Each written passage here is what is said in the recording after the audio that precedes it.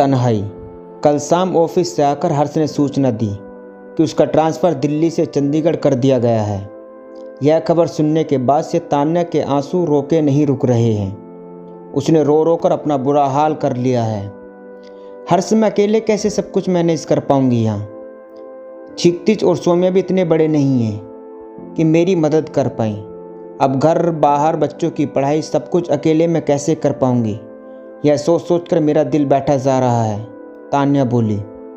तान्या के मुंह से ऐसी बातें सुनकर हर्ष का मन और परेशान होने लगा। फिर बोला, देखो तान्या, हिम्मत तो तुम्हें करनी ही पड़ेगी। क्या करूं, जब कंपनी भेज रही है तो जाना तो पड़ेगा ही। प्राइवेट नौकरी है, ज़्यादा ना नौकरी की तो नोटिस भी थमा सकती है हाथ में, और फिर भेज रही है तो सैलरी भी तो बढ़ा रही है। आखिर हमारा भी तो फ़ायदा हो रहा है जाने में। सैलरी बढ़ जाएगी तो घर का लोन चुकाने में थोड़ी आसानी हो जाएगी। थोड़ी देर चुप रहने के बाद तान्या का तनाव थोड़ा और कम करने के लिए हर्ष फिर बोला, देखो तान्या, महीने का राशन मैं खरीद कर रख ही जाऊँगा। सब्जी वाले रोज़ घर के सामने से जाते हैं, उनसे ले लिया करना। अगर वक्त बेवक्त कोई और ज़रूरत पड़ती है तो आसपास के लोग हैं ही। इतना रिश्ता तो हमने बना रखा है, हर एक से कि एक फ़ोन करने पर कोई भी आ खड़ा होगा। मगर हर्ष के समझाने पर तान्या का सकारात्मक प्रभाव नहीं पड़ रहा था।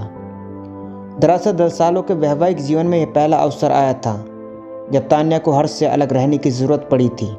पहले तो तान्या ने भी साथ ही चंडीगढ़ चलने की बात कही, पर दिल्ली से चंडीगढ़ जाने का मतलब बच्चों का नया स्कूल में एडमिशन कराना, नई यूनिफॉर्म खरीदना, वहाँ किराए का घर लेकर रहना और फिर उसका किराया देना, और यह लोन की किस्त चुकाना किसी भी तरह संभव नहीं होगा। फिर इस बात की भी तो कोई गारंटी नहीं थी कि वह सारी व्यवस्था कर लेने के बाद 10-12 साल वहीं रहेंगे। क्या पता अगले ही साल फिर कंपनी दिल्ली वापस बुला ले, तो कब तक बच्चों को लेकर ऐसे फिरते रहेंगे। इसलिए हर्ष ने तान्या को समझाते हुए कहा कि उसका अकेला जाना ही उचित होगा। हर्ष को अगले ही सोमवार को चंडीगढ़ ऑफिस ज्वाइन करना था, इसलिए बुझे मन से जाने की तैयारी करने लगा।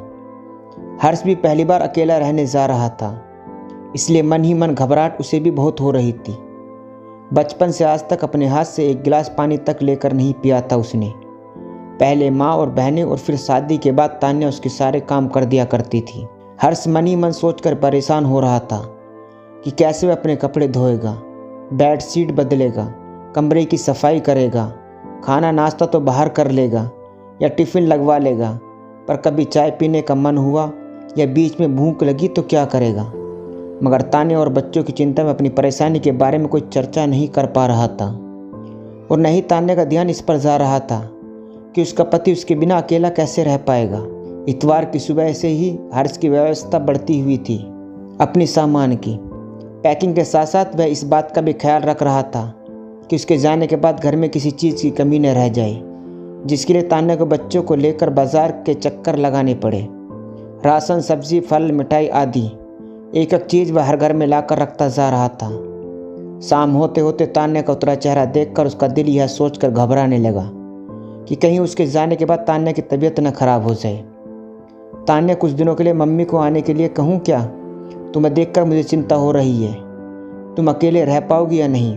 हर सोच तो मैं भी रही थी कि मम्मी आ जाती कुछ दिनों के लिए मेरे पास तो ठीक रहता, पर वहाँ भी तो रिंकी और पापा जी को परेशानी होगी उनके बिना। यही सोचकर मैंने कुछ कहा नहीं। हाँ वह तो है, फिर भी एक बार बात करके देखता हूँ। मम्मी से कहता हूँ कि 4-5 दिनों के लिए आ जाए, फिर शनिवार को मैं ही आ जाऊँगा, आगे की आगे देखेंगे।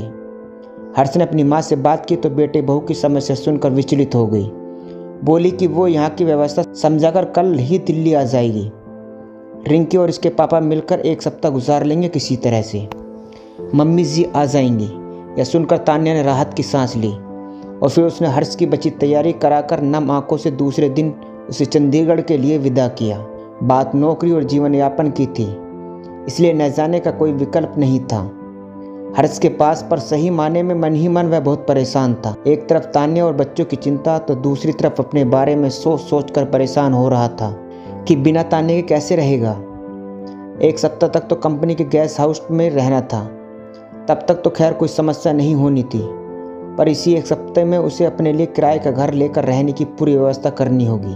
10 झंझट होने थे उसमें, घर खोजो, काम वाली खोजो, समय पर कपड़े धोकर प्रेस करने को दो। तान्या के होते ये सब काम करने इतना कठिन होते हैं, उसे कभी एहसास ही नहीं हुआ था।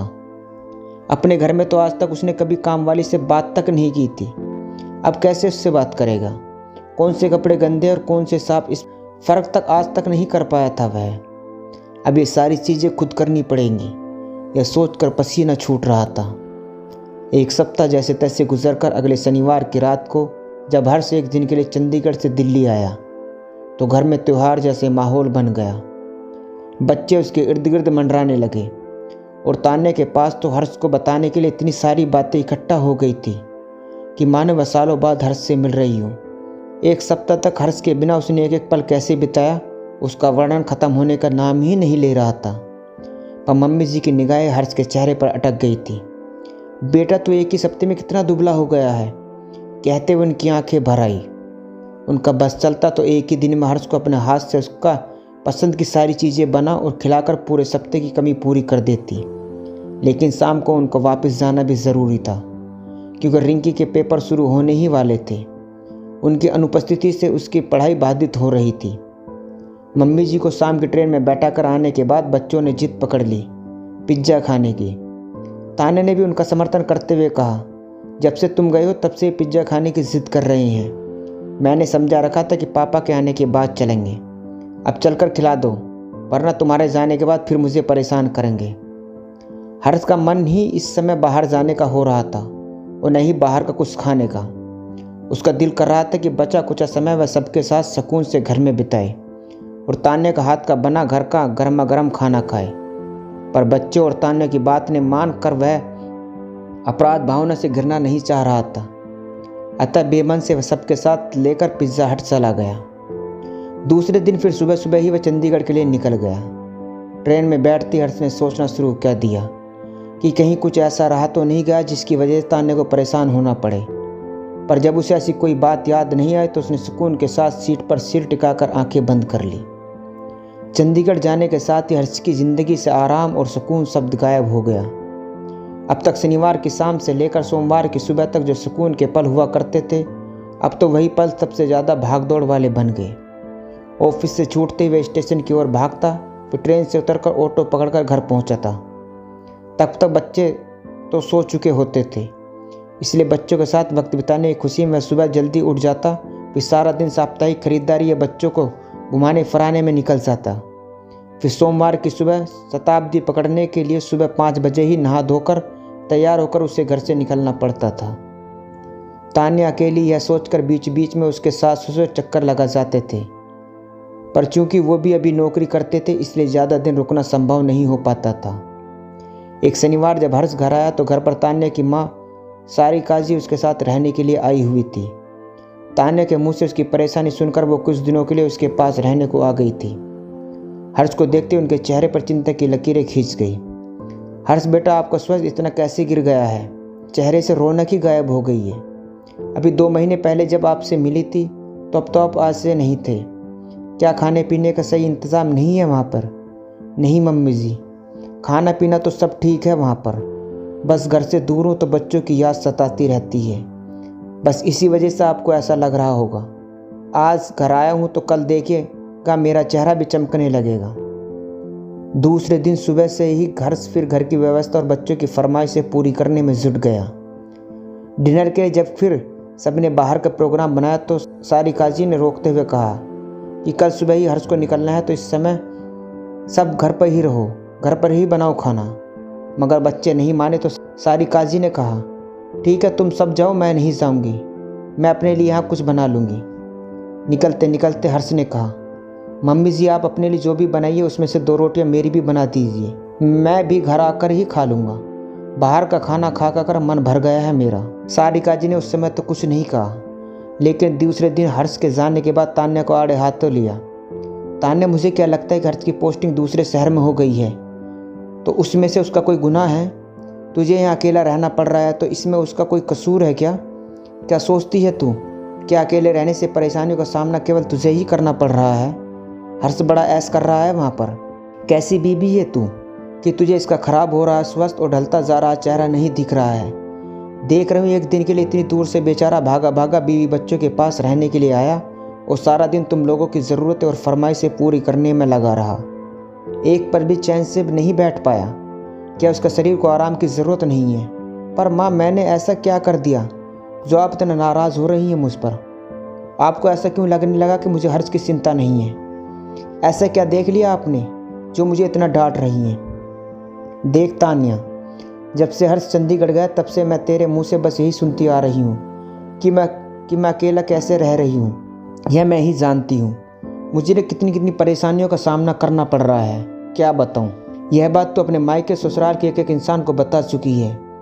अकेले रहने की वजह से तुझे कितनी तरह की परेशानियाँ हो रही हैं। एक बार भी मैंने तुम्हें हर्ष की चिंता करते नहीं सुना। एक बार भी मैंने तेरे मुंह से यह नहीं सुना कि हर्ष वहाँ क्या खाता होगा। पता नहीं मनपसंद खाना मिलता भी होगा उसे या नहीं। उसके कपड़े कैसे धुलते और प्रेस होते होंगे। शाम को थकारा घर आता होगा तो एक कप चाय की ज़रूरत होती होगी तो क्या करता होगा। बेचारा एक दिन के लिए घर आता है और उस एक दिन में भी तू उसे एक पल भी आराम से बैठने नहीं देती। सारा दिन किसी न किसी काम के लिए दौड़ाई रहती है उसे। क्या इतनी पढ़ी लिखी होने के बावजूद तू हर्ष के बिना घर गृहस्थी के अपने छोटे बड़े का काम नहीं कर सकती? माँ, मैं कर तो लेती, पर आप तो देख रही हैं कि छिकती और सौम्य इतने छोटे कि इन्हें लेकर बाजार जाना खतरे से खाली नहीं है। और बाहर खाना और घूमना घुमाना तो बच्चों की फरमाइश पर करना पड़ता है। मैं थोड़ी ही नहीं कहती हूँ जाने को, तान्या ने रुआं से होते हुए कहा। इस पर सारिका जी ने उसे समझाते हुए कहा, देखो बेटा, मैं समझ रही हूँ कि हर्ष के जाने की वजह से तुझे परेशानियाँ का सामना करना पड़ रहा है, पर तू केवल अपनी परेशानियों के बारे में क्यों सोचती रहती है? क्या यह खुदगर्जी नहीं है तेरी? मेरी नज़र में तो तुझसे ज़्यादा परेशानी हर्ष को उठानी पड़ रही है।